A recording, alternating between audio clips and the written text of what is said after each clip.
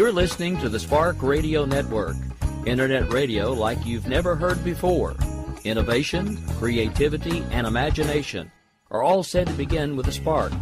So fasten your seatbelt and take the ride of your life and listen for the spark.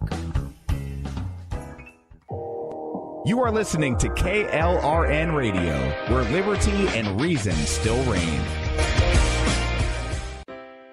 If you're 85 or younger, would you like peace of mind and comfort for your family? We're Final Expense Direct with an urgent message for you. The average funeral today costs over $8,000, but the most you'll get from government benefits is $255. How will your family pay the difference? We can help. Our senior plans start as low as just $1 a day and pay up to $30,000 for a funeral and other final expenses. Peace of mind is easy. There's no medical exam. You'll have lifetime coverage, and your plan can't be canceled as long as you pay your premiums. Call now for free information about our senior plans. Answer a few simple questions and receive approval right on the phone. Plus, call right now and we'll give you a discount prescription card for free. Call 800-553-8687. That's 800-553-8687. Again, 800-553-8687.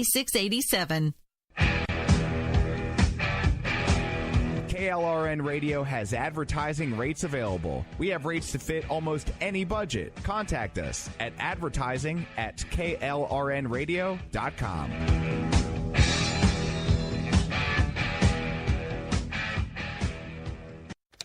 Sometimes riders feel lost, unsure why a passage may not be working. It takes another set of eyes to help us nurture our writing into full maturity. At Black Wolf Editorial Services, we strive to enable writers to develop and grow, offering manuscript critiques and line edits through a mentoring editorial style.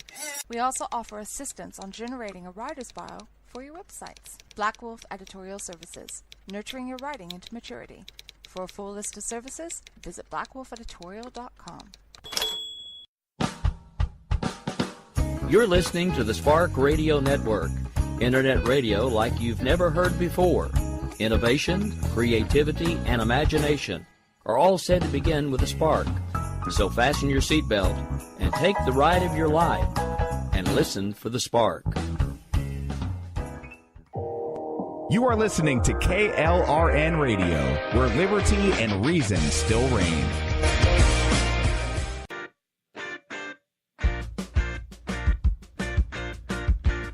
My name is Jessie, and I'm proud of the life I have, surrounded by military and aware just how big the world really is. I have a unique perspective on life and the world around us. If you're willing to listen, I'll tell you how I see it, and I won't pull any punches. This is my POV, which stands for Point of View.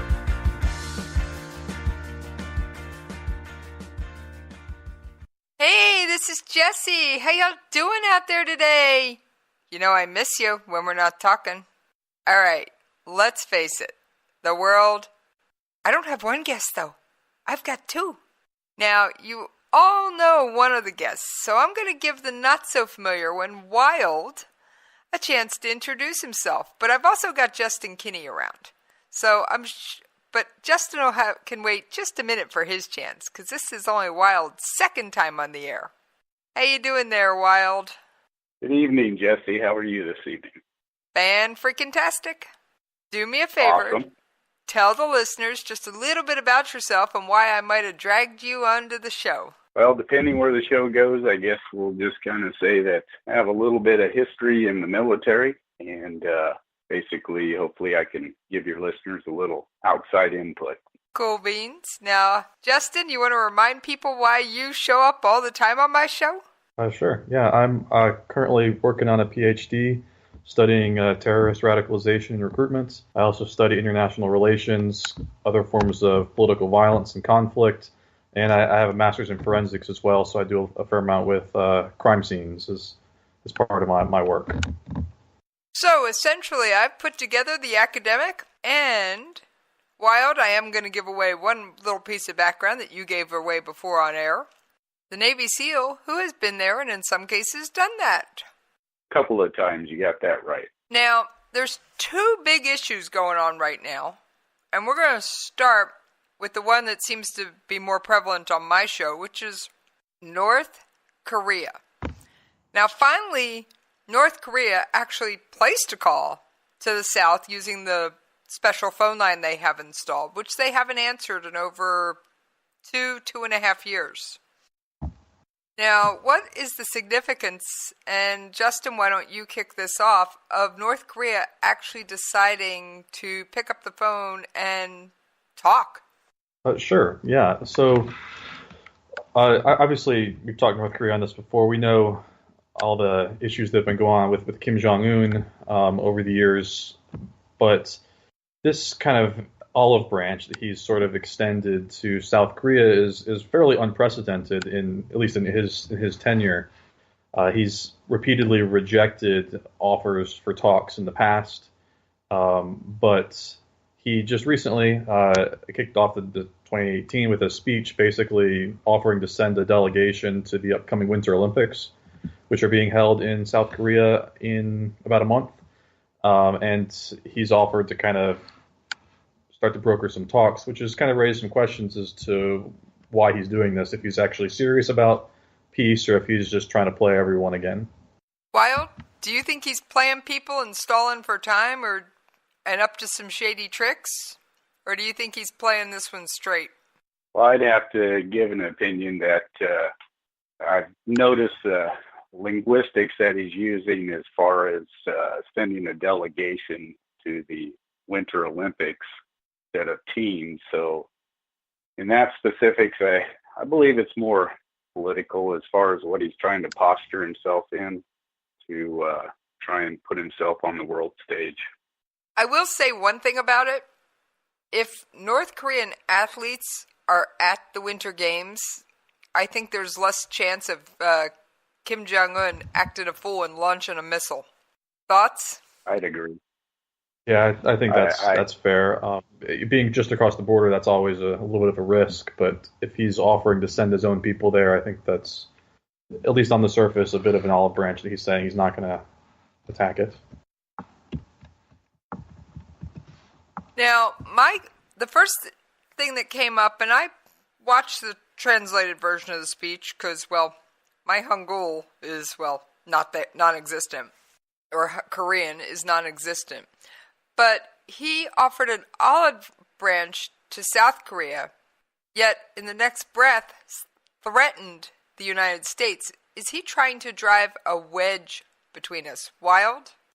My actual observance of his actions would basically show that he is trying to do a partition as far as South Korea, North Korea peninsula, and then of course the ongoing agreement that we have in our aspects of supporting the South Korean, economy and trade and so on and so forth. Now, Wild, I have a follow-up question.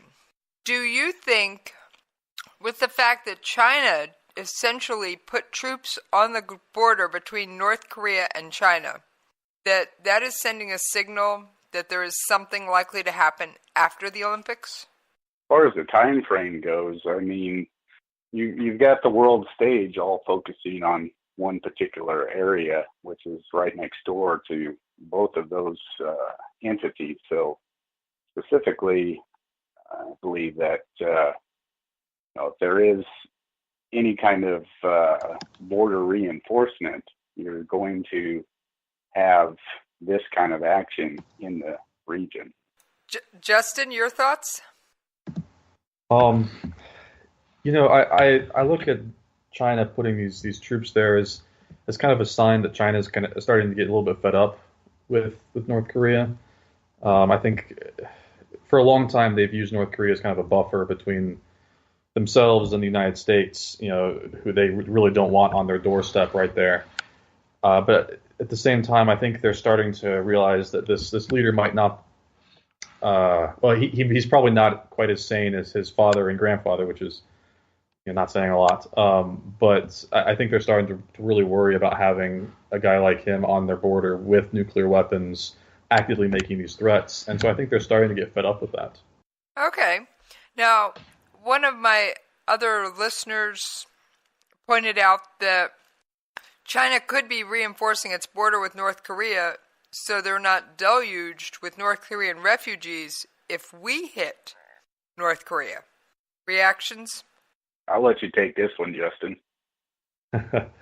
I'll give it my best shot. I think that's definitely a possibility. I mean, if the U.S. was to hit North Korea, or something was to happen, say, between North and South Korea, there's a really good chance that there's going to be a flood of refugees trying to swarm over the border while the North Korean government is focused on bigger issues.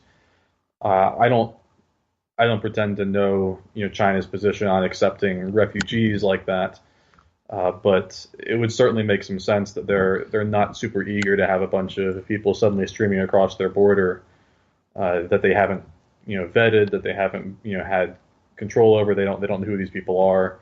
I think that at least makes some level of sense. Justin, for your information, China views them as illegals and sends them back. Now, that makes a lot of sense then, if they're trying to prevent that, because that would be a lot of costly endeavor on their part to handle that. Now, Wild, this one is really aimed your direction.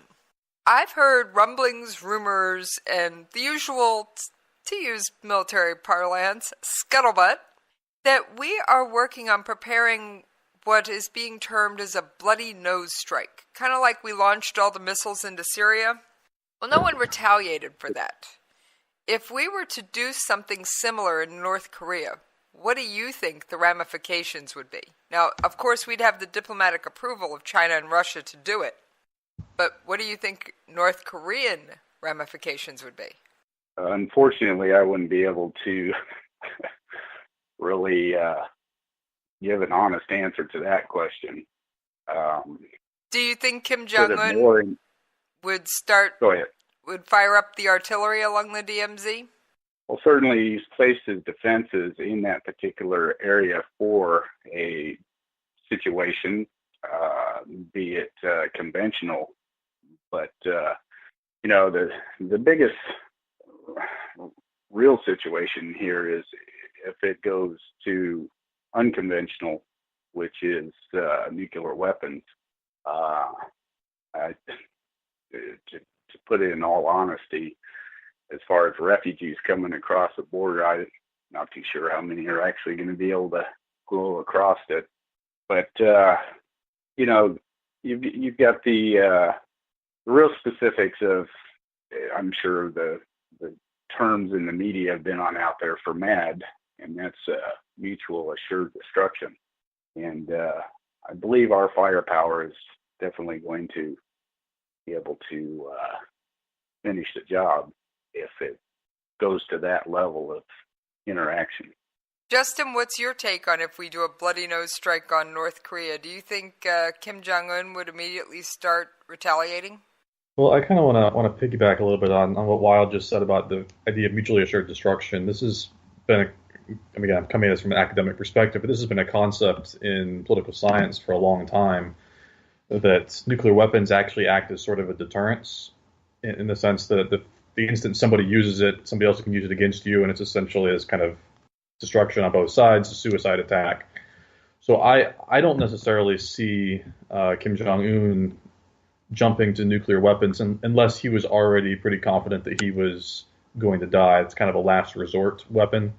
You don't use it because the instant he does, it's a suicide mission for him, because the U.S. would be obviously launching right back, and probably a couple other countries in on that as well.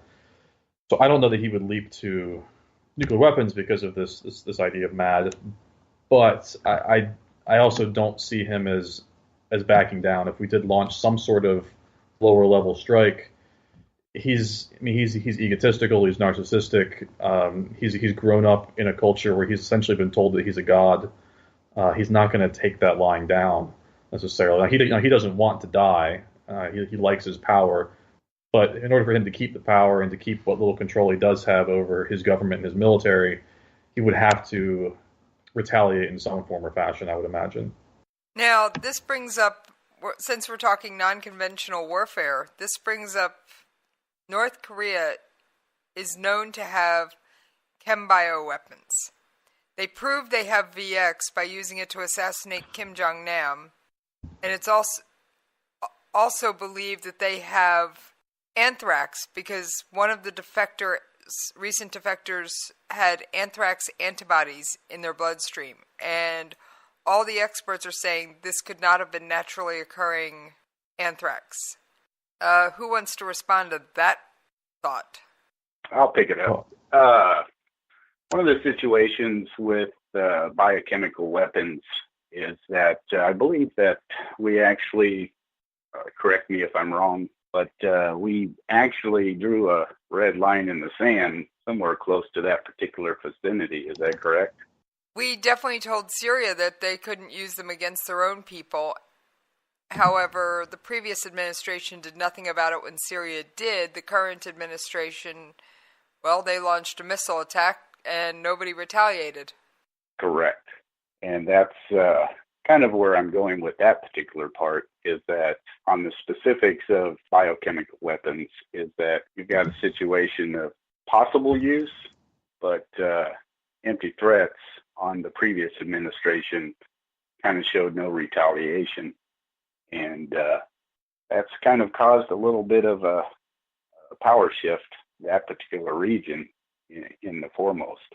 Justin, your take on the chem bio weapons? Yeah, I mean, I would agree with everything Wild just said. It's when you draw these sorts of lines in the sand and don't follow up on them, it's hard to maintain your reputation and face in the global society, because people then say, well, why would he follow up on a threat down the road?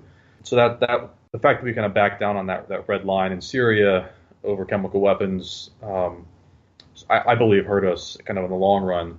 And Trump then, but we, I forget how many missiles it was. We sent, 50 some odd Tomahawk missiles to Syria. Was kind of an attempt to gain some of that reputation back. And I think, we need to continue to show that signaling that we won't accept, these certain types of warfare that are used, such as, anthrax, VX, some of these other chemical weapons as well. Now, what about cyber warfare? And Justin, I think you're the better one on this one. What about cyber warfare? Do you think North Korea would launch a cyber attack either against South Korea or against the United States? Yeah, I would say absolutely. In fact, I believe they already have. Cyber attacks are, I believe, kind of this next wave of warfare in a sense of. It's a way to attack power grids. It's a way to attack infrastructure, and it makes it very difficult to kind of trace back. It also doesn't put you in danger. It's not costly. It's relatively easy to do. Assuming you have someone with the right skills and training, you're not putting a ton of people at risk. It's something that would be very appealing to a country like North Korea to launch those type of attacks, and it's also difficult to retaliate against those things, because if you try to up it to conventional warfare or something like that, it's difficult to kind of to balance what's a proportional response to those sorts of things as well. And there's been plenty of examples of cyber warfare that have been used over the last several years. These cyber attacks on companies, and I think that would be something that Kim Jong-un would love to delve into. Wild, you got anything on this one? Yeah, I mean, I definitely agree with Justin on the basis of cyber is definitely a remote front as far as using an offensive way of, I guess, hindering or taking advantage of a financial, I guess you would also say the infrastructures of a country.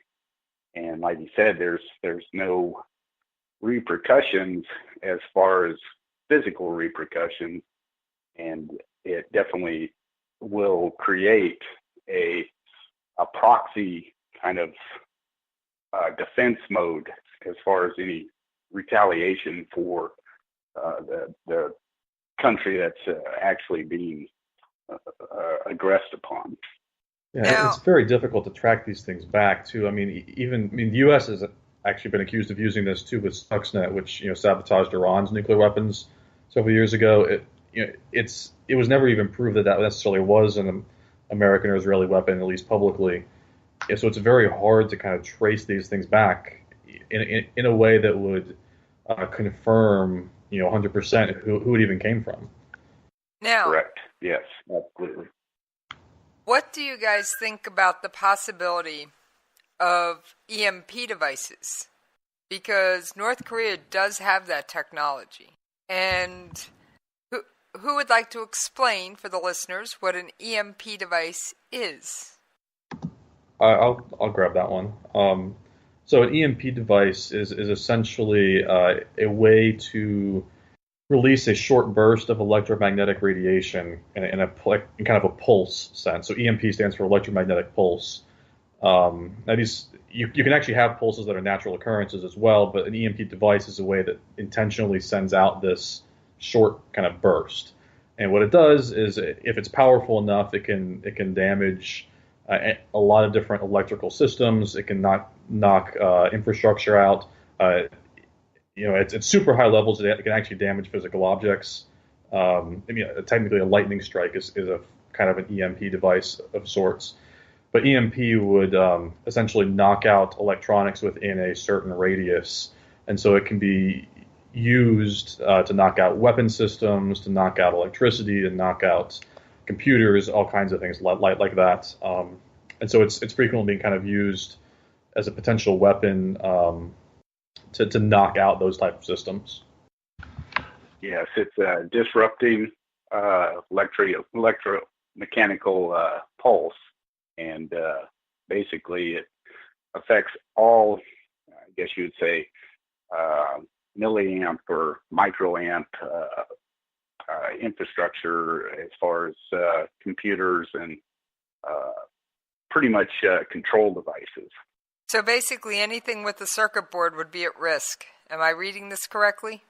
Yes, that's correct. All right. Well, what do you guys think North Korea's endgame is? I mean, okay, they're willing to send a quote-unquote delegation to the Olympics. Do you so they are putting out an olive branch, at least towards South Korea. They're trying to drive a wedge between South Korea and North Korea by saying, all right, we'll send a delegation to the Olympics. America, we just want to destroy you. And yes, they're not the only country on the planet that has said, we'll destroy you. How many times have you guys heard on the news the chants from Iran, death to America, death to Israel? Incessant, I believe. But do you think North Korea would be successful at breaking apart the alliance of the U.S., South Korea, and Japan with its bluster? I'm certain that that's a goal as far as the political leadership, Kim Jong-un. And basically, that's one way to create a front of offense or strength is to create a division within a alliance between other agreements and nations. Yeah, and to kind of build on that too, there has been this kind of underlying tension that seems to be rising between President Trump and the president of South Korea. I believe President Moon is his name. There's been some disagreement about how to handle North Korea, particularly with regards to sanctions. And so there's been kind of a little bit of a rise in tension. I'm sure Kim Jong-un is sensing that and trying to capitalize on these potential tensions there. As Wild said, I'm sure that's a goal. As to whether or not that's realistic, I have to think a 7-decade-long alliance with South Korea is going to trump, pardon the pun, is going to trump this mild tensions at the moment. But I'm sure the Kim family and Kim Jong-un in particular has seen this, and that's what he's trying to capitalize on, hoping to drive a little bit more of a wedge there. Because pretty much up until now, he's pretty much ignored South Korean president almost entirely, and completely ignored any efforts until just recently. Yeah, and when you see a situation as far as the way the United States has been positioned as a superpower, basically, when you got the actions of the previous administrations and you see an action of what would be considered a superpower in decline because of being in the, I guess, aspect of us once again being considered an appeasing kind of,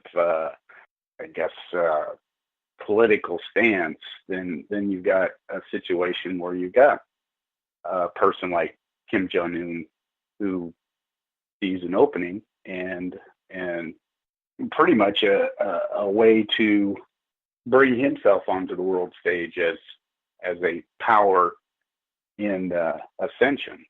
All right. Is there any aspect of this chaos in North Korea that I haven't mentioned that either one of you wanted to bring up? Justin? I guess I don't really think so, although I think, just from a current event standpoint, we would have to mention the kind of back and forth between North Korea and Trump on Twitter of late. Trump's trying to stand tough on this, but his whole idea of like the nuclear button on his desk that he tweeted about recently. It's this kind of back and forth of this bluster, I think, is also kind of playing into these rising tensions as well. Wild, you got anything to add? Sure. I think really a lot of this is kind of confined to the Korean Peninsula as far as basically what's transpiring in this particular, I guess you would say, uprising and world stage, kind of on that aspect. It's really, really tough to come to a conclusion, but at the same time, you got some bad actors in a bad place. Really, what comes down to the real nitty gritty. Well, go ahead, Justin. I think Kim kind of just sees this very rare chance he has to take the side of the South Koreans in terms of their approach against the United States, and so he's seizing on that. Essentially, he sees an opening as kind of this rare opportunity. So that's why he's reaching out at this time. I happen to agree. Now, the only other thing I was thinking about his willing to extend the olive branch thing, the other thing that came to my mind was he is using it as a stall tactic. He is using it because they are still missing one critical piece to being able to actually launch a nuclear-tipped intercontinental ballistic missile, and that is called the reentry vehicle. And that is a critical piece. So I'm wondering if they're viewing it if Kim Jong-un is using the Olympics as a stall tactic, because that'll buy him from now until essentially the end of March. Correct. So do you think he's using it as a stall tactic? No, I think he's using it to put himself on the world stage and continue showing that he has his people's respect and that he's trying to show himself as an uprising force that's basically going to be a counteract to your Western beliefs and democracy, and he's trying to show that his particular form of leadership is something that is the right decision for his particular country. Justin? Yeah, I mean, I would tend to agree that it's probably that his stall tactic probably isn't his ultimate goal. Although I would add that if that ends up being kind of a side effect of this, he's certainly not going to be upset by that, by having a little extra time without someone breathing down his neck. But I think Wild's right that he has other goals in mind, at least well ahead of this idea of just stalling. All right. And he's also seen the effects of other dictators that certainly didn't fare too well with the actions of Libya and Iraq. Well, Wild, Justin, what I'd like to do is take that wonderful commercial break and pick this up on the other side. Most writers and radio show hosts know that to connect with your fans, you need to do more than just write books or record the latest podcasts. There are many different elements that go into forming an online platform, but there are also many hidden traps. To make matters worse, solid advice on how to survive the muddy waters is scarce. In the book Hidden Traps, I talk about some of the important issues of working with an online platform, highlighting traps that could put your physical or internet security at risk or be harmful to your reputation. Are your social media posts just links with a few disjointed words, making you look like someone who can't complete a sentence? Did your new website cost you more than you anticipated? Are you leaking your personal contact details across the web without even knowing it? Then you need Hidden Traps. Hidden Traps is now available in paperback and ebook from a variety of retailers, including Amazon, Barnes & Noble, and Kobo. Visit blackwolfpublications.com for more details. Attention business owners and independent contractors. This is a money-saving message from Tax Mediation Services. If your business owes $20,000 or more in taxes, we can help you today, right now. Listen, dealing with the IRS is no picnic. It's an intimidating and extremely stressful process, and you don't want to go it alone. Our attorneys know every law, every tax break, and every possible opportunity to help you resolve and reduce your tax debt. And if you owe more than $20,000, you may be at the top of their hit list. So don't take your tax debt lightly, because it will not go away on its own. The IRS can seize your bank accounts, your home, and even shut down your business. Call our tax experts today at 1-800-783-0810 and let us deal with the IRS while you focus on your business. That's 1-800-783-0810. Again, that's 800-783-0810. My son was in the Army back during Desert Storm, but even then he wanted an MBA. He looked at a dozen schools, but only one offered the online education and flexibility he needed while he was in a tent in Iraq. Grantham University. Turns out that Grantham's been delivering affordable, relevant college and advanced degrees for over 65 years. Heck, if they can deliver a quality education to a soldier in a tent overseas, think about the flexibility Grantham can offer you so you can earn your degree too. It doesn't matter how complicated or full your life is. If getting a degree is on your bucket list, you'll want to do what my son did. You'll want to call Grantham. Find out how easy it is to get started on your education so you can check that college degree off your bucket list. Call Grantham right now, 800-910-1370. That's 800-910-1370. Flexible, affordable, relevant. Call 800-910-1370.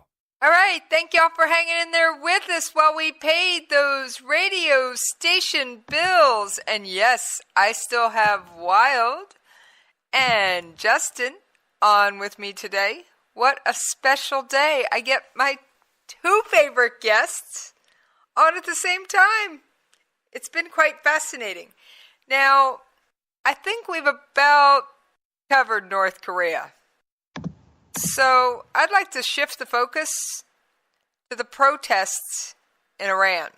Now, Iran, for those of you who have been a little out of the news lately, I'm going to give a real quick summary. The people of Iran have had it, and they have started spontaneous protests for going on a couple of weeks now against their government. They are sick of their government funding things in Syria, funding things in Yemen, and spending their money on support, being a state sponsor of terror, and not on the infrastructure and rebuilding Iran after all the devastating damage the sanctions did. Because at one point, Iran was essentially one of the most outcast and sanctioned nations in the world. Who wants to lead off talking about now, of course, Iran has done the usual thing of blaming the protests on the United States. Womp womp. Fail. All right. Who wants to lead off with this one? Well, I'll kick things off with just kind of discussing how the protests got started and what exactly they're protesting. So they started kind of around the turn of the new year. I forget the exact date, but it was around the 1st.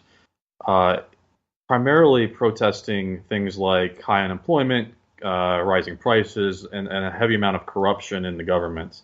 Now, it's believed that most of the protests were kind of kicked off on social media, which is why the Iranian government very quickly shut down the internet in the areas to try to stop the protests from escalating.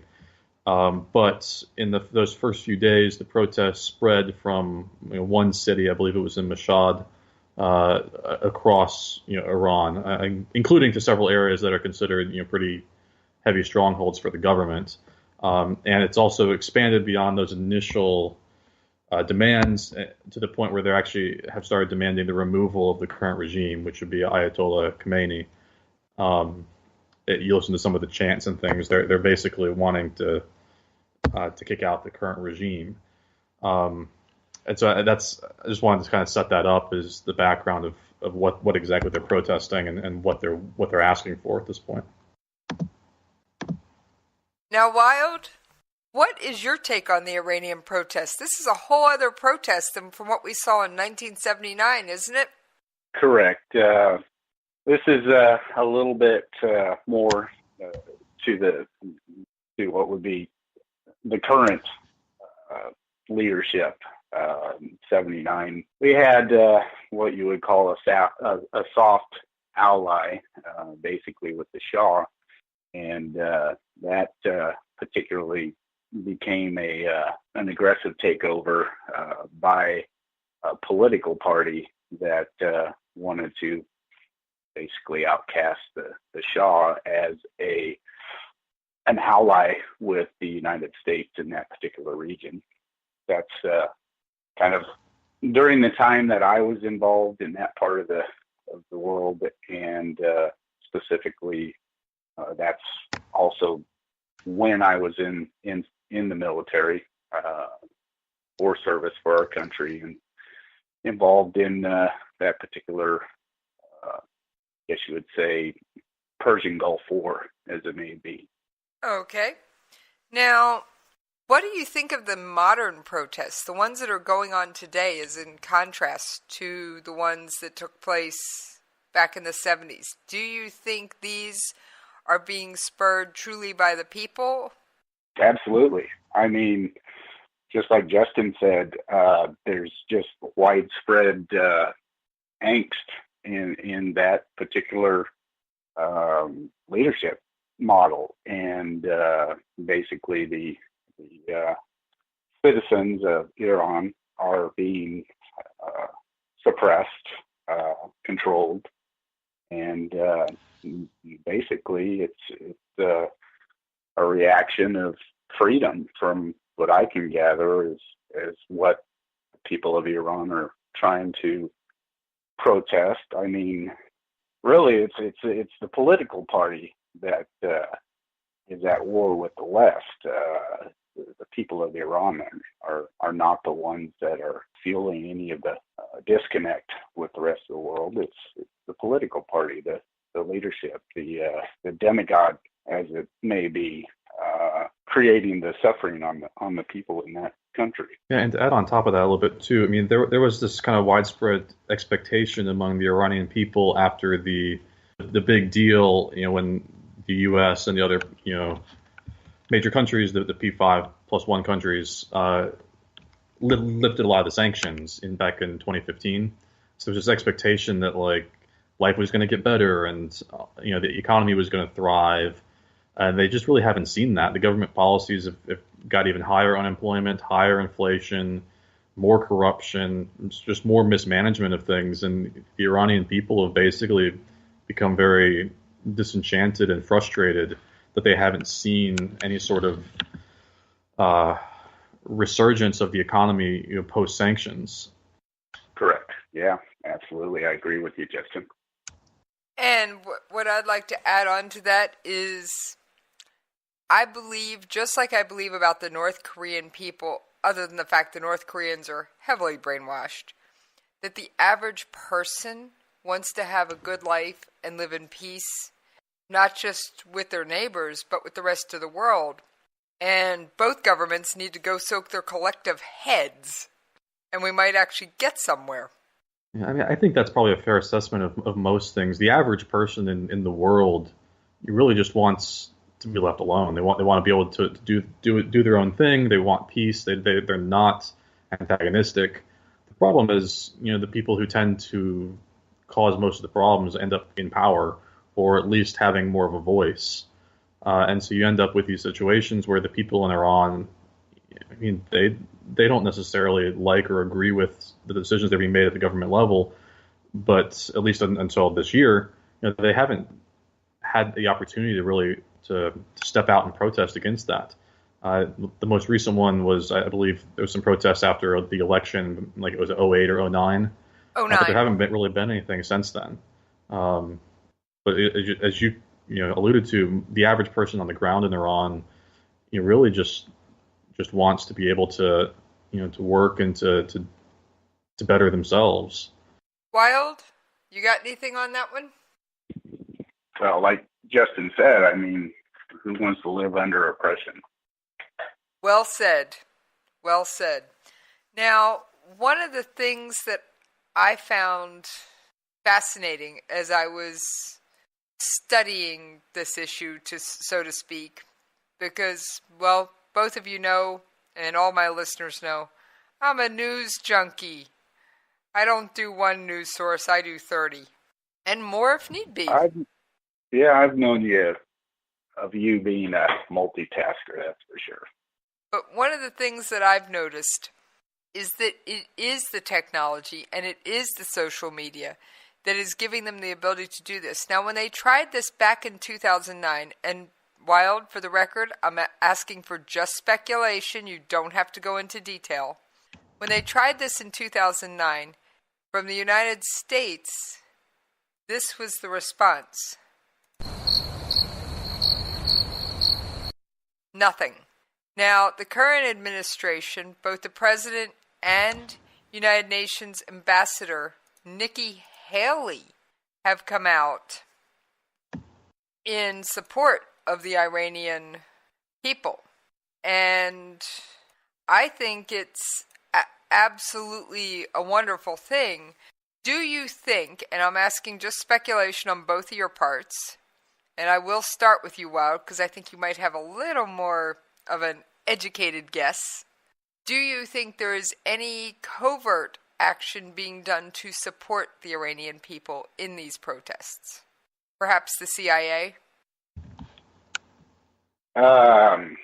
Yeah, not to put any targets on the backs of personnel or anything like that, but there's always some form of, I guess you would say, support, and usually it's a little bit as a higher level, as a perspective that could be fueling and assisting and giving, once again, support to these students and the people of Iran that are basically protesting the current regime that is the leadership model in Iran.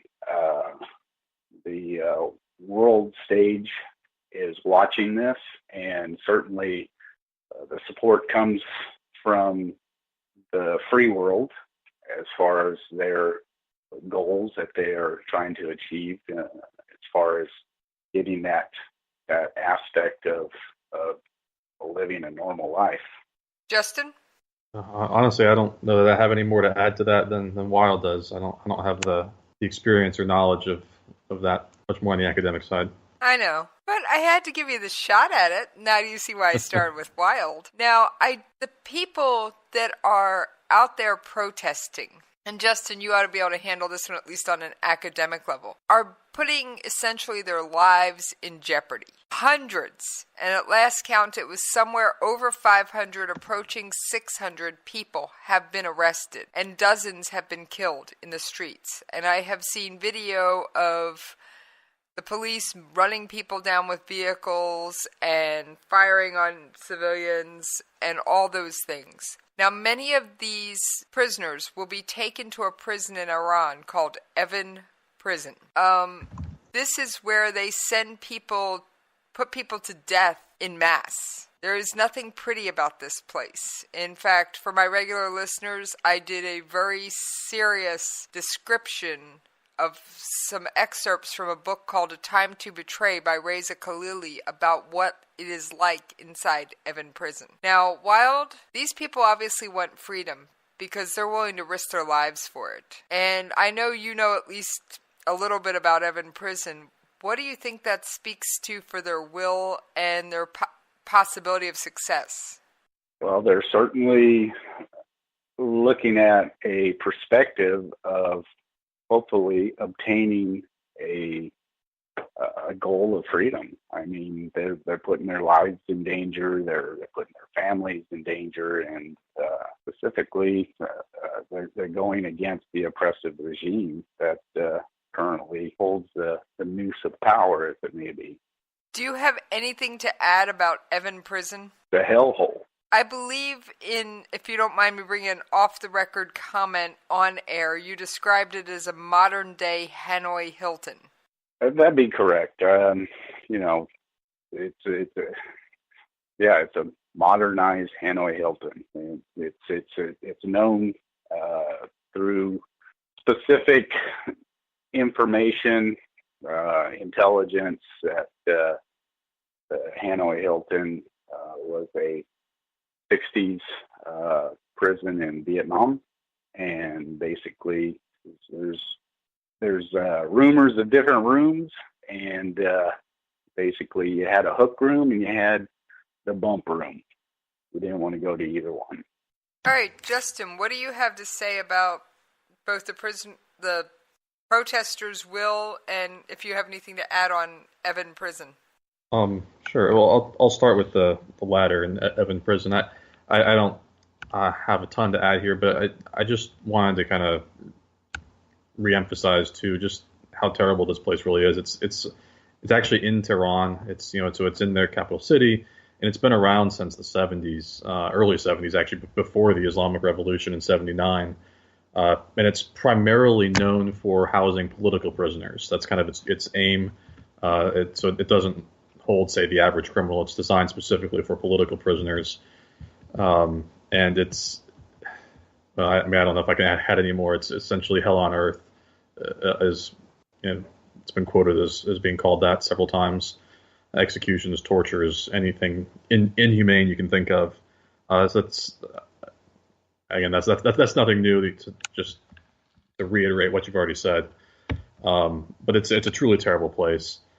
Now, in terms of the people's will to stand up to this, I mean, you have to admire the bravery of it. I mean, as you mentioned, there's been a dozen or more people who were killed, I think, just in the first couple of days, and it's well over 20 now, I know, and you just said hundreds are being arrested. Reports I saw were in the 30s.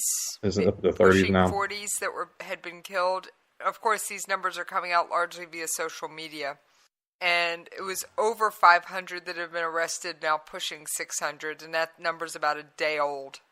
Yeah, it really does speak to the resolve of the people on the ground. I mean, when you're talking politics and international relations and all these things, resolve is a really big, important concept because it's a way to communicate or to signal to your political opponent just how far you're willing to go to get what you want, and putting yourself on the line to the point of your own death or your own imprisonment for these for places like Evin Prison. That's about as strong a resolve as you can muster, to put your own life on the line like that. And so it does definitely speak to just how serious the people are about this. Now, obviously, the Iranian government, by arresting all these people, is hoping to break that resolve. But it's been now, I want to say, close to 2 weeks, at least a week and a half, and it doesn't seem to be dying down much. So it's certainly something to keep an eye on going forward. But the resolve is not breaking. and that's really a strong communication both to the government in Iran that they're not going to back down just because of some arrests, but also kind of a communication to the world at large that this is really how serious it is, and just kind of letting the outsiders understand what their grievances are to an extent. Do you think they'll have any success in changing anything on the ground and around? I mean, I think when you're talking any success, well, sure. I think they're gonna see some aspects that may change. I mean, we've seen if you go back to the Arab Spring several years ago, a lot of those countries saw mild changes. Some saw bigger ones as well. So it's very possible. Like I would say likely that there will be small changes. As to whether or not they're going to see kind of widespread changes, it's going to be hard. That'll be difficult, and probably depend a lot on whether or not they get outside support from foreign powers or foreign sympathizers. Because at this point, I mean, they're outgunned, they're outarmed, and they're going to struggle on their own. But if they can start to convince the international community that they really need this, and then they might start to see larger changes. But without that foreign assistance, I think they're going to struggle to see much beyond some minor stuff on the ground. Wild, anything to add? Well, one of the things to kind of give a heads up to your listeners on is that there's also a couple different levels that are happening with the leadership regime there. And specifically what's quailed by the actual different parties is a lot of this is also the counter to the protest is the Islamic Revolutionary Guard. If I'm correct, is that something that you would agree with, Justin? Yeah, I would agree. And you got two different entities under this leadership. You have what's considered Iran's, what would be considered their military arm, which is the Iranian army. And then you've got this Islamic Revolutionary Guard that's actually the counter to the protests. So I don't know if that gives your listeners a little bit different aspect as far as who's countering and who's being offensive on, the uprising during these protests. Yeah, and I would also add onto that too that the Iranian government is not quite structured the way that we tend to think of government, at least not here in the U.S., and that they have kind of a political government that's run by President Rouhani, but they also have a religious theocratic regime, which will be Khomeini, and so they have kind of two governments that operate not completely autonomously, but semi-autonomously running things. And so when there's protests against these governments, you may see concessions on one side but not the other, and that adds a kind of an extra level to what's happening there as well. Correct. And just to kind of give a perspective, it kind of shows the difference as far as how a government handles a protest and the ramifications when the actual leadership comes down, not to put in mirror or point of what is handled here locally on our particular democratic leadership system. I think that both of those are interesting points. We are almost at the end of the show. Do any of you have any final thoughts or comments on either North Korea or Iran that you'd like to bring up? Wild, I'll let you kick this one off. Well, I mean, what I can say is that really support there for the freedom movement for the Iranian people is a long time coming. And specifically, I would just, certainly say that hopefully the achievable is a target, and maybe there might be a change as far as if that's taken to heart. I have personal feelings in that particular part of the world And then as far as North Korea and madman over there with his button, really, I don't think he wants mad. Wild, I do have one last quick question for you, and this is just as a person watching the events who has spent some time in that part of the world. Would you like to see the international community come to the aid of the protesters on the ground? Certainly, they don't have the backing against the Revolutionary Guard as far as being able to take any real offensive moves. It's really a basis of belief and show of support and strength in their own personal lives and their own physical bodies, maybe. Sometimes it just takes an idea to create a movement and hope for change. But as far as the international community, it needs to be support for freedom in that particular part of the world. Justin, your wrap up? Yeah, so I just, to build on something Wild said a minute ago too, this is something that's really been a long time coming in Iran.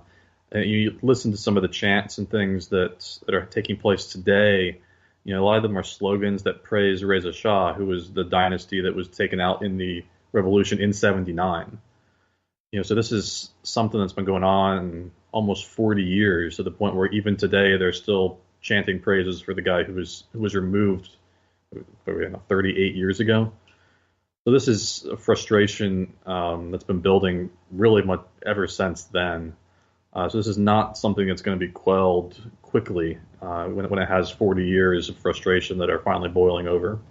And Justin, the same question I asked Wild, would you like to see the international community come to the aid of the people of Iran? Yeah, so I guess I have two thoughts on this. One, just as an outsider, there's a real danger to stepping in and threatening state sovereignty. There's a concern here that you do need to take when you threaten another state's sovereignty, because that undermines a huge concept in international relations.